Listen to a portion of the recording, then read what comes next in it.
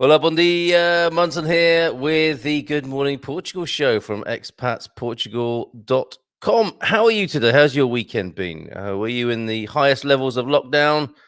Has cabin fever set in? Or were you reasonably free? Or are you not in Portugal at all and just hoping to be here? Do let me know. It's always nice to hear how your friend Samana has been. So do shout out in the comments who you are, where you are, and what you've been up to this weekend. I'm going to take it quite easily this morning. Busy weekend for me. And of course, yes, I'm in an area of Portugal where we had to be indoors by 1 o'clock on Saturday and Sunday, respectively. And this is all part of the strategy, of course, to give everybody a bit of a break in Portugal at Christmas and allow things to relax a little bit. But sadly, that is not looking so good with the current numbers, pandemic numbers. And I think there is some doubt about whether the best laid plans and most optimistic views of how Christmas might be in Portugal may indeed be changed. That picture's not looking too brilliant. We do, however, have some good news based on a bit of bad news, it has to be said. And we will be awarding one of these, a new thing here on the Good Morning Portugal live stream. This is a fixture of the Expat Man Cave, but I'm going to bring it here this morning.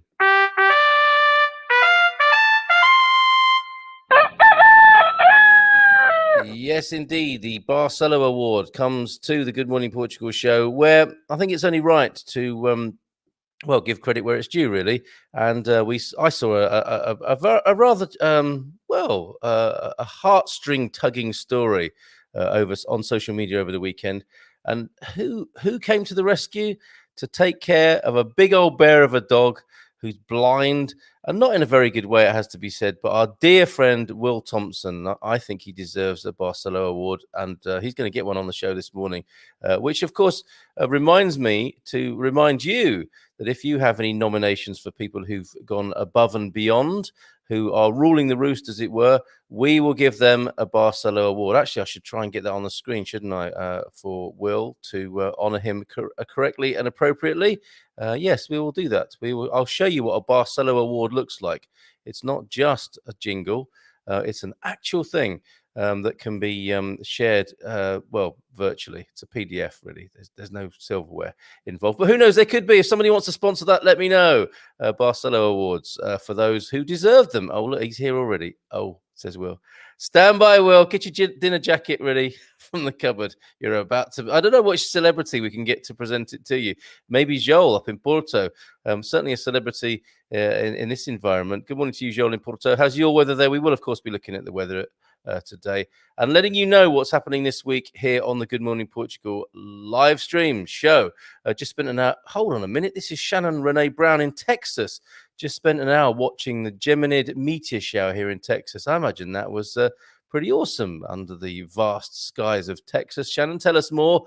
And of course, we're awaiting a pretty significant eclipse, aren't we, this afternoon? I think, yeah, later this afternoon, which is supposed to herald the age of Aquarius. So that's no bad thing, is it? I know some people have got fed up waiting for the age of Aquarius to come, but folks, maybe this afternoon is when it happens, when the moon is in the 7th house and Jupiter, etc., that the 5th dimension used to say. But we'll all live in peace finally as brothers and sisters. Who knows? I'll be playing music of that kind actually tonight on the... Actually, I have to give it a spin, the Age of Aquarius, on the Portugal playlist tonight. I found a cracking bit of software to broadcast to you from 10 o'clock this evening, okay? So if you've got any favourite tunes that you've learned since you've been here in Portugal, or you want me to share the music of your journey to Portugal, shout out to me. Join the Portugal playlist group or join me from 10 o'clock tonight. I can't do it on this platform. You know, if you play music, Facebook, just get rid of you. They just cut you off. But I found a different way of doing it. So do join me for that tonight at 10 o'clock. Great news, though, Shannon. That must have been beautiful. Frankie says there were T-shirts, you know, Will, with that on it once upon a time. Thanks. Frankie says thanks to Jack being a little grumpy about it, but he will come around. Of course he will. Must be quite weird for the little fella. Morning, Carl Munson. Please say it's going to be warmer this week. Okay, it's going to be warmer this week, Elaine. I hope that helps. That's unkind, isn't it? Well, let's find out.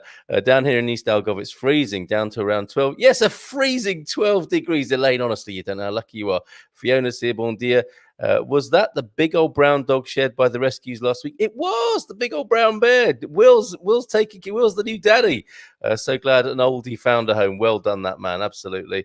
And Gary Austin, you see, Gary is a closet hippie, and I'm sure has been secretly hoping for the age of Aquarius to arrive. Maybe today, Gary. I think looking out the window, Aquarius is very evident. What do you mean by that, sir? So let's do our Portuguese, shall we? Repeat after me. Says what a look. Oh, I hate it when that happens. I go to all the trouble of changing the date, and then it just gives you last Friday's date instead. But we've got segunda-feira, of course, 14 de dezembro, 2020. Let me just get that on the screen now. Yeah, seriously, you got to say it out loud. Segunda-feira, 14 de dezembro, 2020. There you go. Any other useful vocabulary that you've come across in the last few days? Gratefully received. I'll pop it on the screen.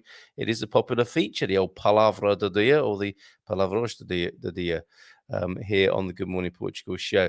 Bon dia, Carl from Josh and Katie. Good morning to you, you guys. Pastel de nata, Josh. Probably giving it a rest for a moment. You got to check out those guys and their video of eating. They played a game along the lines of you couldn't walk past the shop that was selling a pastel de nata without trying one. I think they've had maybe one or two too many pastel de natas for the time being anyway, but they'll come back to them, I'm absolutely sure. Laura says, anyway, thanks for tuning in this morning, Josh and Kaylee. It's okay. Every day is a weekend here.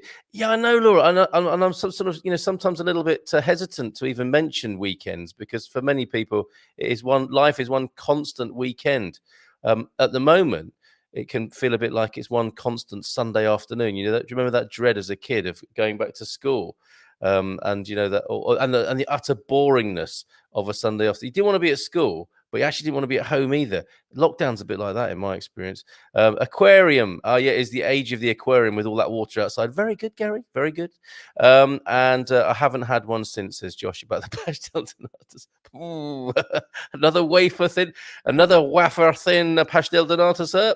No, I'll pass on that. Thank you very much. Okay, so let us look at the weather for today, shall we, and find out for Elaine what it's going to be like in the week ahead. This page is always so slow to load, so I'm a little bit reluctant to share it with you. I need to give you a link to this so you can look anytime you wish for yourself at the weather up and down the country and in the 20 districts. We might have to come back to this, folks. It's being very Monday morning-ish this morning. We had a great Friday after. I'm just suddenly reminded, I don't know why, the Expat Man Cave on Friday was great. We talked about veganism, a little bit of vegetarianism, mostly veganism. And I think we continue to pride ourselves on an open-minded and respectful discussion about such matters. Can you imagine men of a certain age talking among each other without falling out for about 2.5 hours? Went on from 10 till the early hours of the morning. It was lovely to have all of you there who were there. But weather widgets are playing up this morning. So we will come back to that. I'll see if that will load up whilst we're talking about other things here on the Good Morning Portugal show this morning. Segunda-feira. Oh, hello. The weather is here now. Just very slow indeed. Okay, let me just share it with you and have a little bit of a sip of water myself. Don't forget this to come.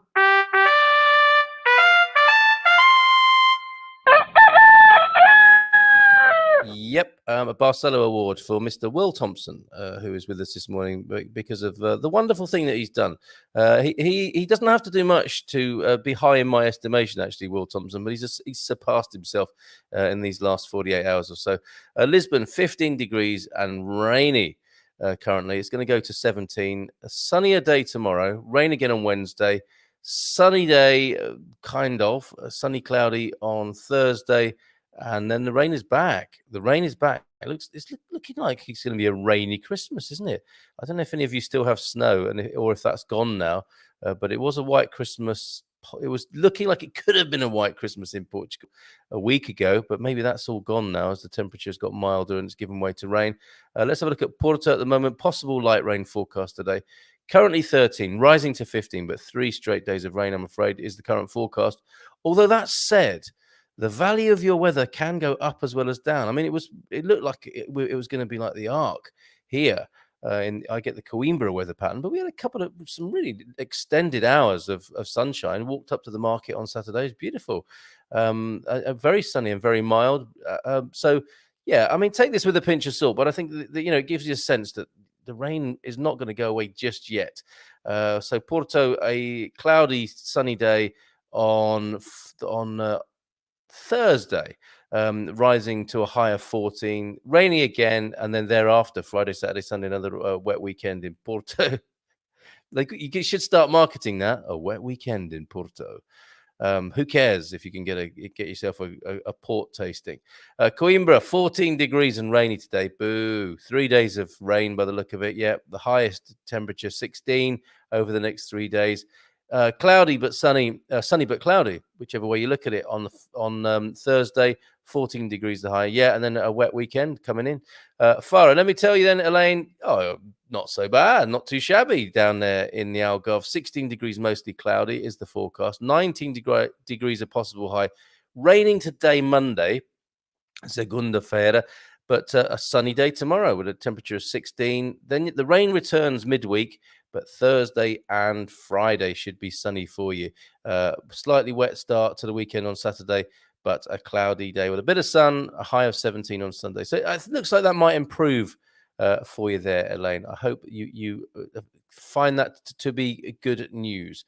Okay, I should have got rid of that confusing backdrop saying that the show was about to start in 60 seconds. Of course, it has started already, and that starter screen was just down the road.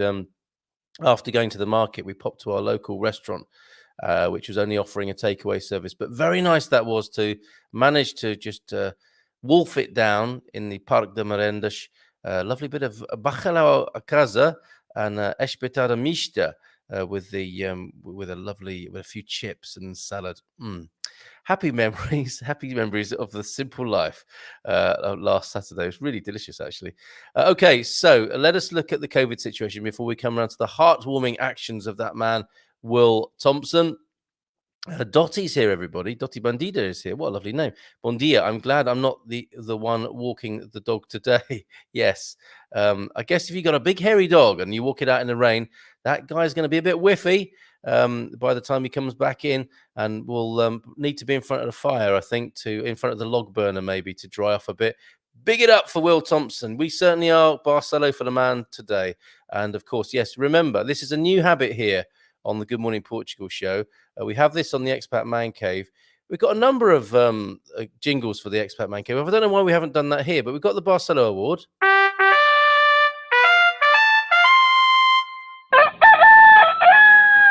For anybody ruling the roost. And as well, I mean, somebody sent me a really awful story this morning about how a disabled person was treated in a Continent store by a security guard. I know, they're third parties, aren't they, the security guards, I think. But we can do Barcelo Awards at the sort of lower end of the pecking order, if you like, as well. So if we need to bring attention to good deeds and poor, let us do it here on the Good Morning Portugal show. Here's the other jingle we've got. Because often Lidl is mentioned in the Expat Man Cave. We could do that here as well if you like, or maybe you'd rather we didn't. Louise, yes, move to Portugal, they said. It'll be fun, they said. It'll be sunny, they said. But actually, I feel as if I've moved to Wales. Non-stop rain for days. That's why you moved away from Wales, isn't it, Louise? I promise. Hang on in there, Louise. Look, everybody, we have to have a huddle here, okay? All you expats who've been here for over a year, tell her that it's going to get better, all right? Louise, really, it will get better. And it won't feel like Wales forever. See, only Wales feels like Wales for the whole year, whereas in Portugal, you get a little bit of every country pretty much. Sometimes it's like Africa in Tamar. Sometimes it's like Wales, that's for sure. It's certainly like England and Ireland from my experience. We get a little bit of every country's weather here. That's quite a good little marketing thing. I might have to have a word with the tourist board about that. But yeah, hang on in there, Louise. Tell her, everybody, it will get better. Debbie News is here this morning. Great to talk to Debbie. I recorded an off-air program with Debbie and with Donna Jacqueline, who both had a very difficult time with a bereavement here in Portugal, but both of them separately. And we talked about the preparations one might make and the things one might be aware of. Sorry to delve into this, this darker side of life, the more difficult side of life of people dying and passing. But both Debbie and Jacqueline have had experience of that in the most unexpected and difficult and challenging way here in Portugal. So we've recorded an interview, a program with them to help people understand what to do in that really unfortunate set of circumstances, and what you need to know about, really, so that you don't have to go through quite as shocking as, I mean, obviously it's always shocking and very difficult and sad, but they went through additional things that I think we could possibly spare other people, either in knowing how things work here, and being prepared in some way. I mean, obviously you can't prepare yourself fully, but in some way you can prepare yourself in light of what Debbie and Jacqueline had to say to me yesterday when we recorded that interview, and we'll publish that as soon as we possibly can, as soon as we feel it's right, and we've got the content balance right with that interview to show people what you need to know here in Portugal in terms of bereavement. And thereafter, actually, because Debbie's organizing a group, it is called Care and Share Portugal, to support people in bereavement as well. Amazing project, and no better person to run it than Debbie, with some input, I think, from Jacqueline as well. Okay, if Fido needs any medical treatment, let us know if we can help the old fella, says Gary. That's a lovely offer. Yeah, that's a superb offer. Thank you, Gary. It will be worth it, Louise. Not regretted it for 3 years, says Andrew Paul Thompson, as Louise looks out of her window like a small child. You know, remember in the summer holidays on a rainy day? I think Louise is a bit like that this morning in the Silver Coast area. But look, Andrew's telling you, it will be worth it, Louise. Hang on in there. Not regretted it for 3 years. Joel saying, nah, it's just half the year. It'll get better in August. Thanks, Joel. This is part of the 65 days of no sunshine. And now se preocupe. The other 3 days are coming. 300 days are coming. We could record our own version of 300. Ooh, this is Sparta. This is Portugal. 300 days of rain. Hoo-ah! That was a bit Al Pacino at the end there. Sorry. Yes, that's what they don't tell you. 300 days of sunshine, but the other 65 are straight rain. That's great. The shelter are covering food and medical costs, and gave me lots of warm blankets and dog tails to rub him down for that wet smell, dog smell. Shame I can't smell it. Good, you can't smell it. Will, bon dia a todos. Missed Friday show, being in nature without media for my 60th birthday. Parabéns, belated parabéns to you. I'm sure others here will be wishing you a happy birthday too. Albeit belated, and I hope you had a beautiful day in nature in Belgium, celebrating your 60th, Gianni. Amazing. I hope you had a super day. Okay. Yes, folks, please, echo those birthday greetings to Gianni in the comments there, if you will, as well as the support system to Louise, who thinks it's like Wales. Some people actually have to be in Wales, today, this morning. Elsa is one of them, who may well be listening as well this morning. So let's just update you on this COVID situation at the moment. It's the best laid plans for Christmas are not looking too great in some ways. I mean, we'll have to wait and see, won't we? And incidentally, I was wondering, what are you waiting for here? Have you got limits on this? Are you just going to keep, I guess, you got to keep following the rules. But what are your markers? Are you thinking like, well, okay, after a year of this, I've had enough, or when the numbers get down to this, that is my guide? What context criteria are you using personally within the context, obviously, of following the law? What are your own personal markers? I know for you, Gary, it's you keep a keen eye on ICU beds, don't you, to give you a sense of what's going on. But what are other people thinking about, what their relationship is to this pandemic? And or have some people accepted that we're just going to be doing this forever now? This is the new normal: masks, social distancing, or do you have your limits on that? Are you adjusting your life accordingly? Do let me know. So bigger picture then, if I bring this onto the screen, let's take a very quick and not too lingering a look at the main numbers today. Well, yesterday, actually, this was reported yesterday. Portugal resident, I did compliment them yesterday. I do like their stance on how they report the news from other news sources, and they have their own view on it as well, that we see from time to time, especially from Natasha Don, who's writing here. Since the beginning of this month, Portugal has been registering an average of 3.4 deaths from COVID-19 every hour. And that is a very sobering way of seeing the figures, isn't it? This is one of the dismal headlines today, as Sunday's figures bring more bad news in terms of deaths. A new record, 98 in the last 24-hour period. So that was over the last weekend. Sorry to deliver this news, but I mean, we started this update, this expat update, as a way of keeping you abreast of what's going on, and I think this is part of the context, of keeping you involved, to alert you to this. I'm always open to feedback. Tell me what it is you want to know on these mornings. But I think there's no point looking the other way with this. Says Jornal de Noticias, the declaration in terms of numbers of new cases has not yet had an impact on lethality or on numbers in hospitals in the last 24 hours. Sorry, that's not declaration. That was deceleration. I do beg your pardon. The Jornal de Noticias, the deceleration in terms of numbers of new cases has not yet had an impact on lethality or on numbers in hospitals. In the last 24 hours, this was looking at from the 12th to the 13th of December, along with the record death toll, there have been more people admitted to hospital as well as those requiring intensive care. The rate of lethality of the virus is now pegged at 1.6%, while deaths during the last 13 days correspond to 19% of the total since the start of the pandemic. Some mind-bending maths there. Looking back at the last month's data, the number of new cases did dip for a 3-week period, and we took some hope from that, and I think the government did as well, from the middle of November, but the country is back reporting higher numbers again.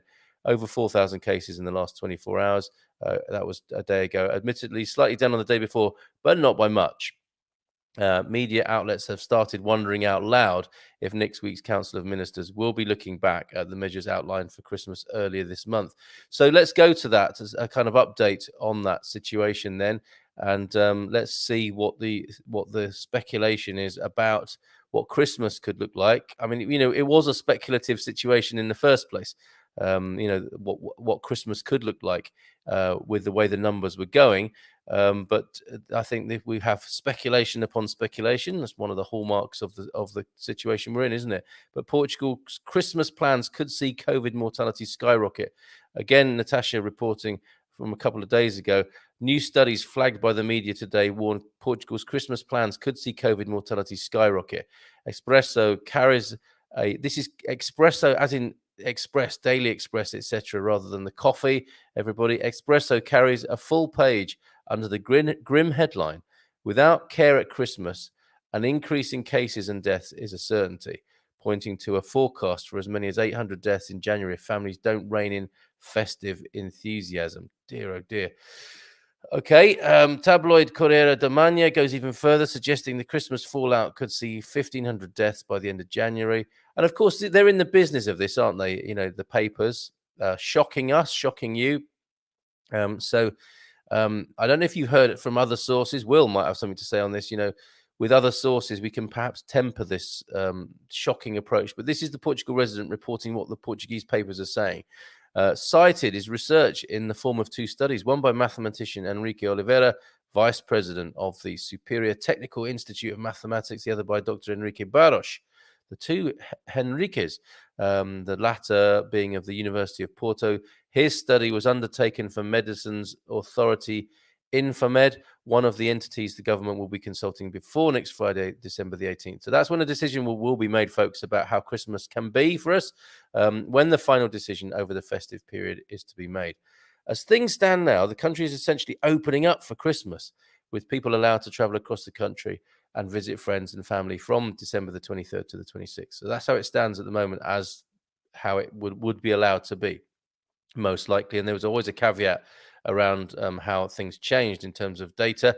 But while this is a plan, going back to the article that delighted so many when it was first announced, experts suggest it may simply be too much too soon. Enrique Oliveira's calculations were taken on the basis that active infections could be coming in at an average of 2,000 to 2,500 per day by December the 24th. They're currently roughly double this number, but by and large going down. Oliveira told Espresso, "We're trying to dampen the fire, and we are succeeding. But as plans stand now, it's like for 2 days we'll drop our guard and even throw in some petrol. Then on December the 27th, we will try and put out the fire again.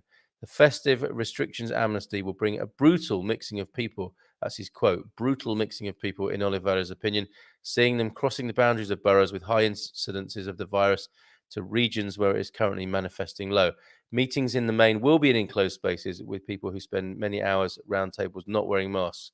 As Expresso points out, the Portuguese government hasn't even set a limit for the number of people around the Christmas table, while limits have been set in other European countries.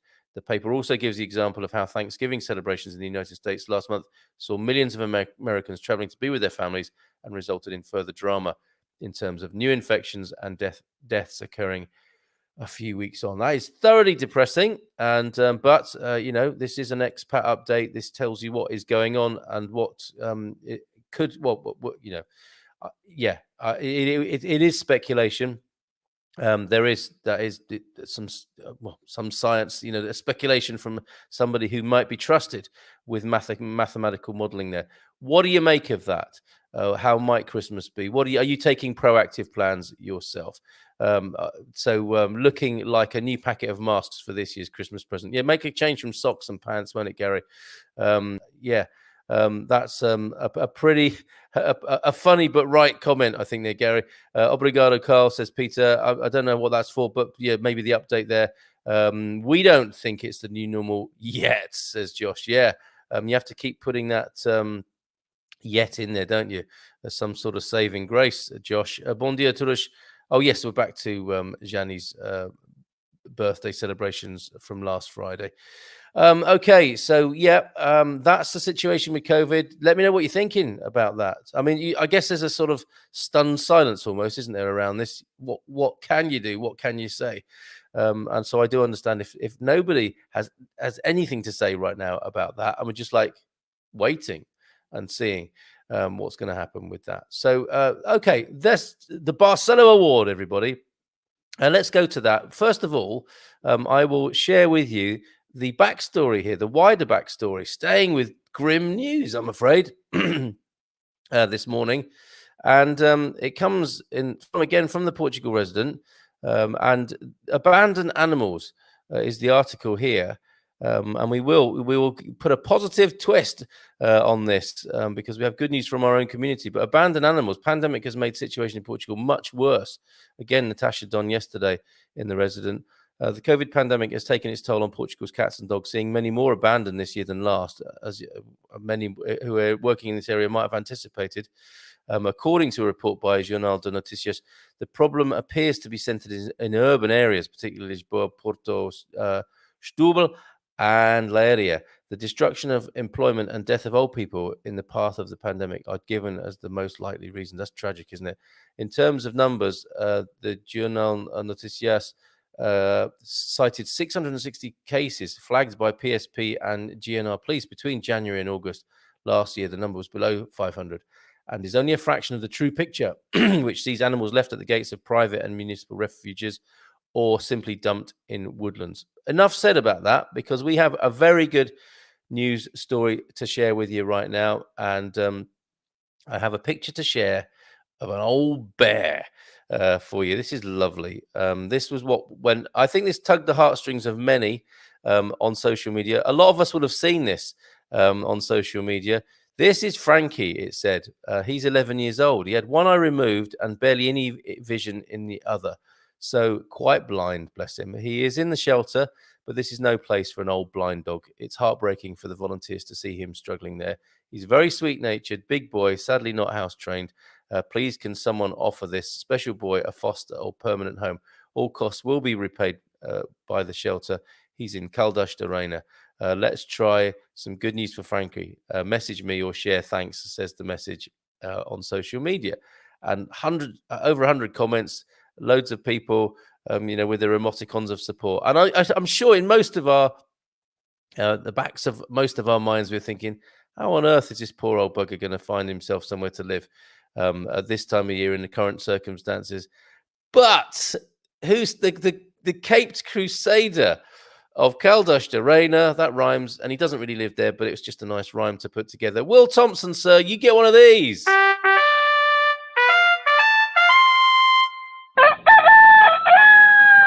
Yes, a Barcelo Award for you, my friend, because you stepped in, didn't you? And you've given Frankie a home. And I think we had a little report from Will. That's great. Oh, hold on a minute. That's not the one. But he was just giving us a quick status report. Our very own Will Thompson. I'm claiming this, especially claiming him, especially with a story as beautiful as this. Thanks, says Will. Frankie says thanks too. Jack is his existing dog who is being a little grumpy about it, but he will come round. Of course he will. And we've been through it with little Jack as well, haven't we, in the past? I think he was a rescue, wasn't he, Will? And he's had his ups and downs as well. But you've looked after him wonderfully. So good on you, mate. So let's get your let's see if we can get your Barcelo up on the screen. This is what he gets. I'm opening. Oh, here we go. I can do this. There he goes. I have put on your Barcelo Award. There you are in the spotlight. Well, there's your award in the spotlight. A good egg, but not only a good egg, a good and free range egg. I thought that's how you'd like it. You are, sir, an expat man cave male role model. And obviously now we're here on the Good Morning Portugal show as well. We need to make those unisex or non-declaratory or whatever the phrase might be. But well done, Will. Good on you, mate. As Gary was saying there, he's happy to chip in. I'm sure if Frankie needs anything, a few of us can get together and bung you a few euros if necessary. So do let us know there. Okay. It could be worse. I could be that turkey I can hear when I'm out the back balcony. Yeah, always look on the bright side of life, Gary. There's always someone worse off, including that turkey you can hear when you're out on the back balcony. This is some interesting news. Marisa concert at Campo Pequeno was rescheduled to the that's the American way of doing it, the 16th of December, and I'm wondering if it will happen now. I don't know the answer to that. Sorry. So it went from the 28th of November to the 16th of December. Anyone else going to see Marisa and can let Gail know there? We'll play some Marisa tonight for you then. Let me make a note of that for the Portugal playlist tonight. That's our radio show that we do occasionally. We're on tonight from 10 on a new bit of software. I'm on Mixcloud tonight where we can make it a little bit more exciting with a few visuals. Don't get too excited, but we'll be playing your favorite Portuguese music, Marisa, often in there on the Portugal playlist. So I don't know the answer to your question, but I know I can play you some Marisa tonight, Gail. And if anyone can help Gail out, that would be awesome. The restrictions don't seem to make much difference to the spread based on worldwide numbers. I hope we see an end to all of those in the nearest future. Meantime, we all keep following the rules. Yeah, Fiona, that's where I am. Being honest with you, that's where I am with it. Excuse me, coughing whilst talking about COVID. Yikes. But yeah, it doesn't seem like the measures that are being imposed are doing a great deal if the numbers just keep rising in the way they do. But obviously that is to ease the load on the medical services. That's the principal reason for keeping doing it, right? There's nothing. What else can we say? There is there are our own personal feelings about the political, economic, bigger picture, all of that sort of stuff that we talk about from time to time in our groups and in the Expat Man Cave. But generally speaking, I mean, this is the general view, isn't it? Keep following the rules. Be part of the collective bigger picture that is attempting to do something useful here. And fingers crossed. I mean, that's a pretty in a debate that's supposed to be so science based. We're bringing a lot of faith to it, aren't we? Let's face it. Peter Bleach, well done, Will. What a star! Yes, echoing the sentiments there. I'm sure of everybody here this morning with Will and his Barcelo Award. There, other nominations welcome for outstanding behaviour among our community or beyond it that you just want to recognise. And also, like I said before, if you want to bring to attention behaviour that is less than fabulous, we can do that as well, without going into libelous and slanderous areas. But we can speak as we see it, and invite people to reply here as well in this forum. I don't think this will be forever, says Shelley. Good morning to you, Shelley. Coronaviruses peter out around 2 years. Just think we are not being vaccinated for the old H1N1 or the first SARS or MERS or coronavirus flus from years ago.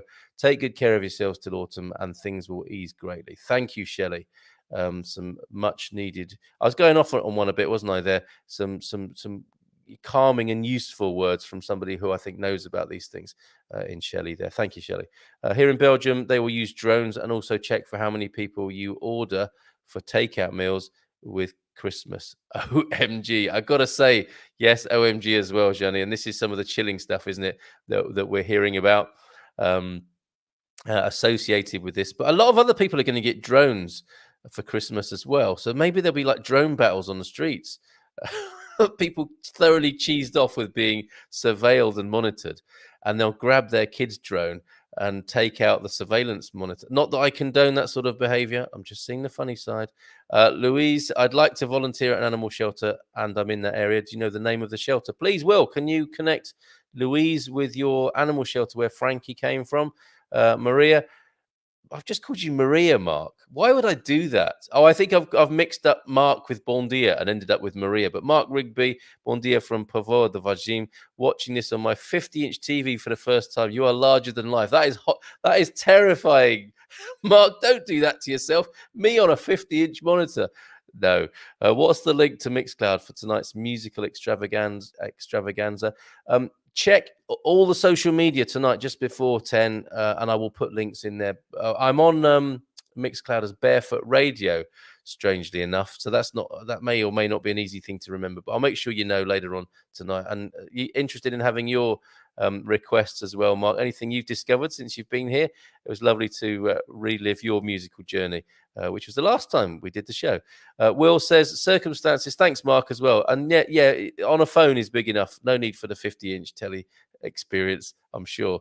Circumstances played a big part. My lack of sense of smell, layout of my concrete cottage, Jack being an old dawdler, and having a safe garden access. So the lack of house training, not really an issue since I'm not the house trained myself. Appreciate the award. I'll tell my mum. She will like that. She's always rescued greyhounds where she could. Credit where it's due, mate. You absolutely deserve that. What an amazing story. Instead of razored kite flights, drone fights, a new sport. Absolutely, Shelley. I'm looking forward to the first YouTube video of that. In a strange sort of way. Again, I can't condone that sort of behavior, but I will be amused by it should I see it, I'm sure. And this is the thing, isn't it? We are finding that in this age, two conflicting thoughts can be, or more, schizophrenic levels of of ourselves and our ideas and our thoughts and opinions. We have to embrace that, don't we? That we can have these contradictory thoughts and feelings and ideas in our heads and hearts and minds in a way that we'd have just thought were utter hypocrisy before. If nothing else, we've realized that the world is made of grey this year, haven't we? Rather than the black and white that we may have foolishly become accustomed to or sought previously. Well, shelter is a crapper. Oh, that's unfortunate, but there you go. That's what it says on the tin note. The crapper in Caldash. I'll comment later for links to its page, group association. Drone fights. Someone's been watching South Park. No, that I haven't actually. Not something I've ever watched, I don't think, South Park. But that goes on in there, does it? I am a drone pilot. Some say I do drone on a bit. There's no doubt about that, especially in this context. And I have trained in UK as a drone pilot. And very good fun it was too. But I can see how the wretched things strike fear into the hearts of people as well when they're used for surveillance in this way. But yeah, I think it's coming. It's coming to a YouTube channel near you, isn't it? The surveillance drone being chased down the street by all the drones that people got for Christmas. So, like mums or dads saying to their kids, "I'm commandeering this drone for a minute. I will not be watched by a robot through the window." Oh man. So yes, the shelter is crapper. I'll say it again because I have a puerile sense of humor. Folks, thank you so much for joining me this morning. One other notice, two actually. We have a Feel Good Friday, as we had a little while ago. Really looking forward to the return of Holy Health. Is that what we call it? Jennifer will be back with us. Jennifer Baraku.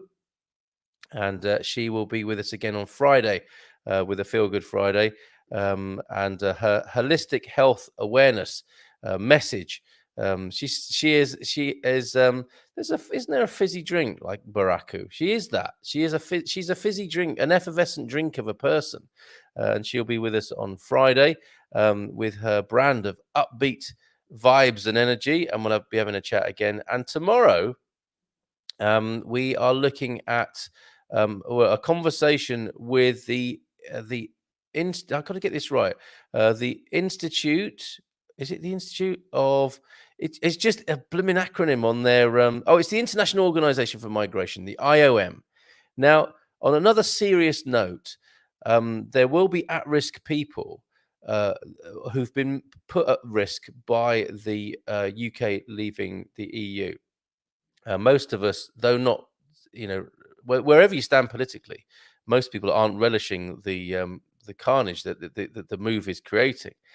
For some people, it's going to be actually quite difficult. The IOM predicts. I'll be joined by members of their team tomorrow morning.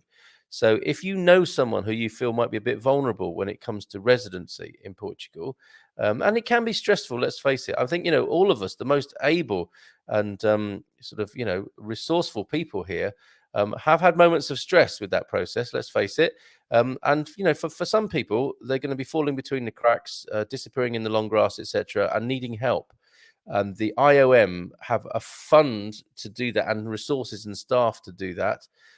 So watch for them, because I'm thinking, if they're at risk, they might not even be seeing the show.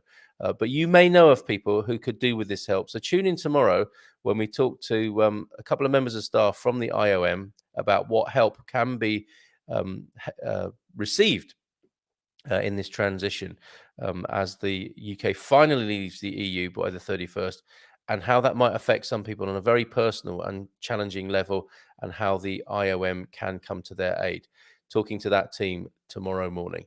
So do join me tonight, folks. If you like a bit of music, Portuguese music, any kind of music that you listen to that reminds you of your home, music that you listen to while you're planning to be here, music that you listen to while you're on your road trip to Portugal, let's give it a spin tonight from 10 o'clock.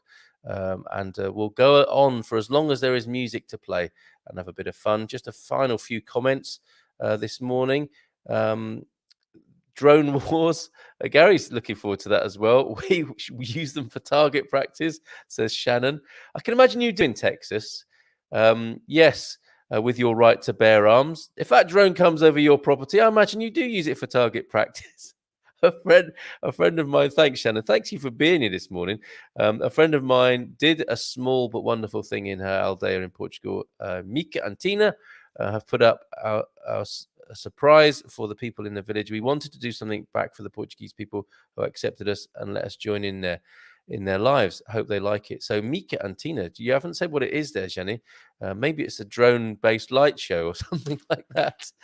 But that sounds beautiful, that Mika and Tina have done something to give something back to the Portuguese village and the people of the Portuguese village wherein they've moved. I'd love to hear stories like that. Do tell us more.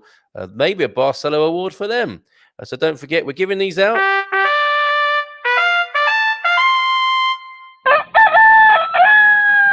Cock-a-doodle-doo for those high in the pecking order of life and with their good works. In South Park, the Neighbourhood Watch scheme using drones to monitor the area. The police drone swarms then show up to monitor them. It gets out of control, and soon the military drones are out. Chaos ensues. Well, let's hope it doesn't get to that level, Will.